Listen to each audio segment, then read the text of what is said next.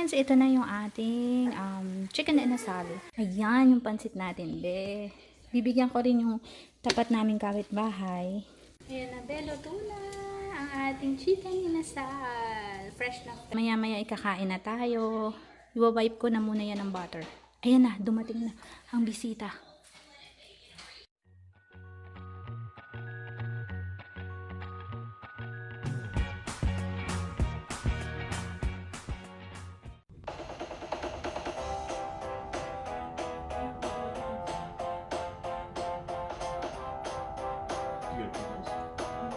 Hi, Hannah! When are you going back there? Hi, you! Can you please look? Good girl!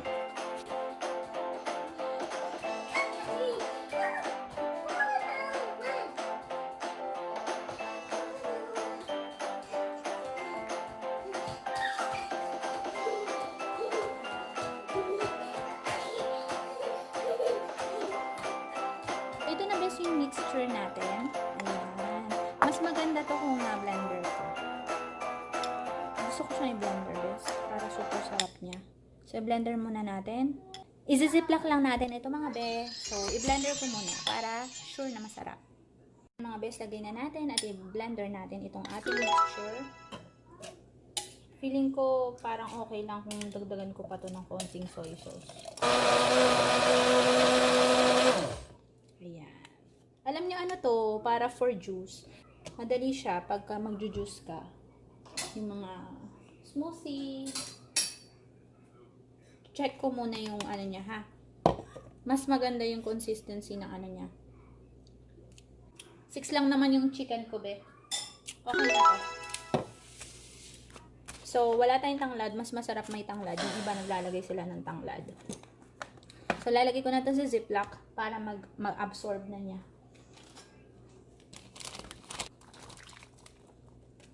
Yung mixture natin. Yan, we're done! Na mga best, ready na at sa Thursday, i-grill na natin siya. Best share ko sa inyo yung healthy namin kasi 'di ba nagbo-buffet kami nung nakaraan pero pag hindi talaga nag-buffet at minsan lang yun, once in a blue moon. So ayan, celery tayo. Yan, 3 spinach, tapos meron tayong cabbage para dun sa pansit natin at purple cabbage bumili si Habi kasi gusto niya nilalagyan dun ng purple cabbage kasi pastor yung bibisita sa amin sa Thursday. Tas ito yung gagamitin kong aswete, anato powder para dun sa ating chicken. Ito yung pansit. Yan. Yung Nutella, na ngayon ko lang na-try. This year lang. So, na-inlove ako sa kanya. Pero, next week, hindi muna ako magaganto kasi, di ba hindi talaga ako pwede dapat ng mga matatamis. Tsaka, umiiwas din pala ako. Kahit pwede ako, umiiwas ako. Yan, mayroon din tayong dates. Tikman lang natin yan. Tapos, ito yung last week, meron din tayo nito. Nasama ko to dun sa vlog namin. Usually, ang merienda ng mga ng mga bata, ng mga babies ay yogurt, may cheese sila, tapos yung bread kasi pampalaki sa kanila yon. Tapos ito, nag-healthy greens sila na ganito para just in case lang na hindi sapat yung vegetables na kinakain nila. So, ayan. Meron sila nito. Tapos next week, hindi ko na muna sila papabilan kay papa nila kasi baka kasi matamis masyado to, 'di ba? Parang alternate lang. Pero last week meron sila niyan and this week tas next week wag muna. So yan mga best, share ko lang sa inyo ang healthy namin na pagkain kung minsan. Meron din yung mga bata pala na meron din silang orange tsaka Quaker Oats kasi wala na kaming Quaker Oats. Ayun yung chocolate at hindi ko na na-share sa inyo yung sa Valentine's namin. Bes, magluluto ako ngayon ng ginataan at ito, gagawa na ako ng bilo-bilo kasi nagkikrave tayo, be. Ito yung ulam namin kanina, veggies ng mga kids at yan ang natira. At ito yung ating gata. Then, sa kagawa na ako, nilagyan ko siya ng nata de coco kasi nga wala kaming kamote at saka hindi ko masyado rin naman gusto yung kamote. Tatry ko ha, tikman ko siya kung masarap. Ginataan. So, kumakain si Hana at Hadasa. Si Hana medyo messy yung table niya. So, kain muna tayo, ha? First bite ay para sa inyo. Mine. Okay. It's yours. Tikman ko muna yung yung may nata. Sabihin ko kung masarap. Oh my gosh, ang sarap. Mmm. Mmm. Malalasahan mo talaga yung nata. Alam mo, feeling ko, yung gagawin kong ginataan, merong buko strips, ganito, tapos itong bilog-bilo na to, at saka nata de coco. Ganun na yung gagawin ko, be. Hindi ko na siya lalagyan ng ano. Although, ang kamote ay healthy. At ito hindi. Yung nata de coco, ay, nata de coco, di ba coconut? Kaya lang sugar eh. Oh my gosh, so sarap. So, maybe next time, lalagyan ko siya ng, alam niyo yung buko strips, yon. Tapos, lalagyan ko pa rin ng nata de coco. At saka, alam mo, masarap din to siguro may konting ube, no? Pero wag na yung ube. Siguro buko strips na lang nata de coco ito. At saka, kamote siguro na konti lang. Yun. At saka, masarap din siguro tong may corn. Iba na yung ginawa kong na. Friends, ito na yung ating chicken inasal. Pero ang gagawin ko sa kanya para may absorb niya yung lasa, yung sauce, ipapa-absorb ko para super sarap niya. Tapos, ibabrush ko na siya ng may annatto powder or yung aswete na butter na melted. Yung mga kitties, naglalaro. Kaya medyo na-ice ko na dito yung kusina, be. Ayan. Wala siyang laman dyan, pero doon meron. Ito yung pansit na gagawin ko. Kasi, bibisita ngayon dito sa amin yung pastor. Tutuwa ako sa side na to. Nilinis ko, niligpit ko na yan siya, be. Wala, hindi pwede talaga. Kailangan nasa labas talaga yun. No choice ako. Tapos ito, yung mga cookbook ko na hindi ko naman niluluto. Just for ano lang. Tapos ito, wala akong lalagyan nito eh. Lilipat ko pa to, be. Ayan. Na-ice ko na siya ng konti. Happy ako, be. Tapos ito, cute na siya. May bisita kasi darating. Kaya, nakaligpit. Ayan. May candle tayo. Pa-candle. Tingin sana. Maayos siya. Mayroon pa pala ako nakita. May baksyon. Papakuha ko kay Habi. Dali lang. Hindi niya nakita. Siguro o hindi niya naalala. Tapos ito yung cabbage natin, be. Niligpit ko pa to. Ito lulutuan ko to ng pansit. Hi, Hana! Sana? Naka-green si Hana ngayon. Palitan ko siya ng pants. Oops! Be careful. Hawi? Okay. Oops! Be careful. Ayan, maayos na siya, be. Hindi, ano pa yan. Walang kortina. Wag na lang kabitan kasi basta may reason. Hindi ko na mapakabitan.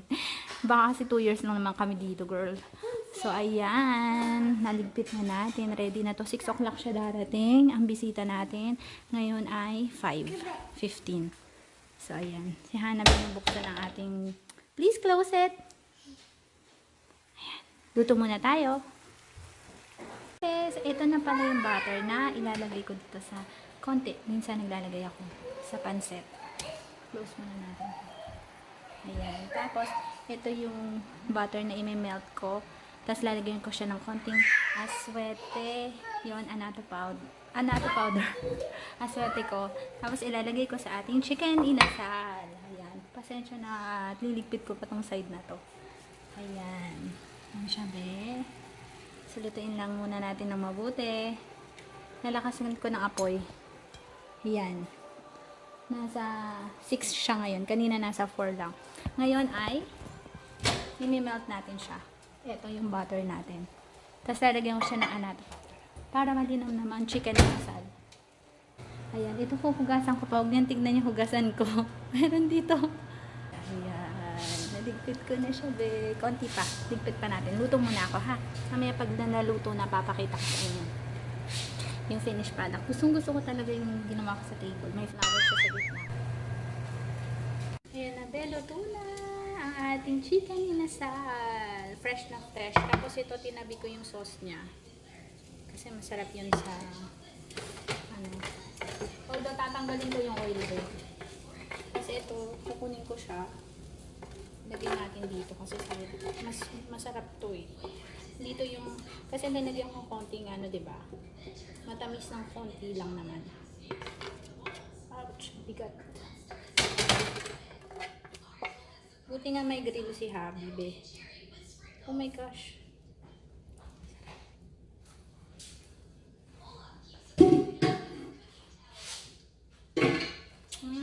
Sarap.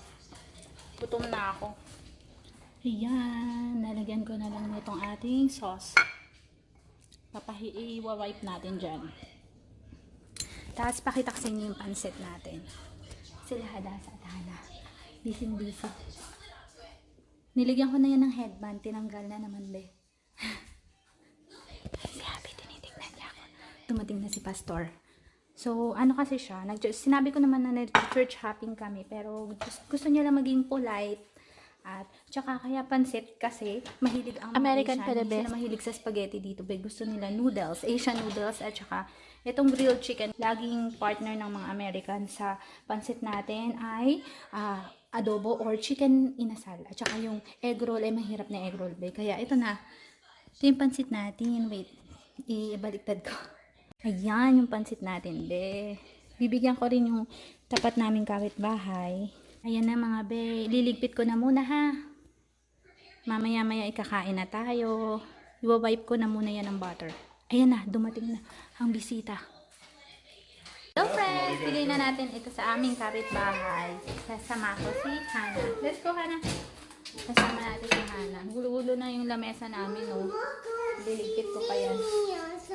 Okay. Okay. Let's go. Can you just walk? Can you just walk? Okay. Busy ang dalawang baby po nasa natin, bes.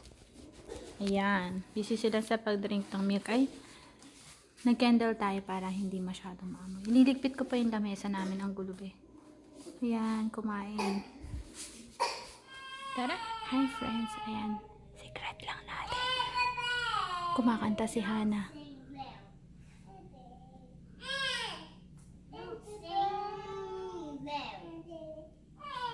Ayusin ko pa yung kwarto. Hindi ko pa masyado naayos, be, kasi inuna ko yung kusina. Sabi na. Kumakanta siya.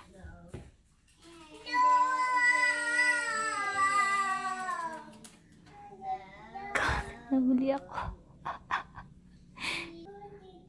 Ayan yung kwarto na isa. Ito yung, ay naku, tingnan mo si Sophie Bell. Parang ano, tag life yung tawag ko niyan eh. Parang boss. Ilang beses ko na sinasabing huwag pumunta dyan sa sofa. Siguro ito si Hana, mahilig kumanta sila ni Hadasa. Kasi alam nyo ba, nung pregnant ako sa kanila, mahilig akong kumanta. Aray! Kahit ako lang mag-isa sa bahay. So ngayon magkakasama kami. Tingnan natin kung may tao sa labas. Walang tao sa labas. Malamig, kaya hindi kami masyadong lumalabas. Super lamig. Tsaka na lang, pag summer na, be, medyo malinaw na ngayon ha. yung space ng camera ko ba, alam nyo, umabot to ng 50 minutes. Ngayon, 27 na lang siya. Pero, pag na-upload ko tong mga videos na to, luluwag na ulit siya. Alam nyo, lumuwag to ng super nung tinransfer ko lahat ng mga pictures ko tsaka ilang videos doon sa laptop. Kasi nasira nga yung laptop ko, diba? So, sa laptop ni Habi ko nilagay. Tapos, nung in-upload ko yung 3 videos na sabay-sabay, sorry naman, nilagay ko siya na sabay-sabay kasi nga, para mawala na lahat ng ano ko. Pero, pwede naman yun isa-isa, no? Naka-private lang. Pero, yung dalawa, actually, naka-private yun ng last week. Tapos, sinabay ko siya ng Tuesday, nung in-upload ko yung Philippine food. Ayan, napachika na naman tayo. Andiyan pa rin yung ating, ano ba tawag dyan? Peacock? Ayan. So, ako'y papatuyo muna ng mga hinugasan kong pinggan. So, take care everyone. Thank you friends. Take care.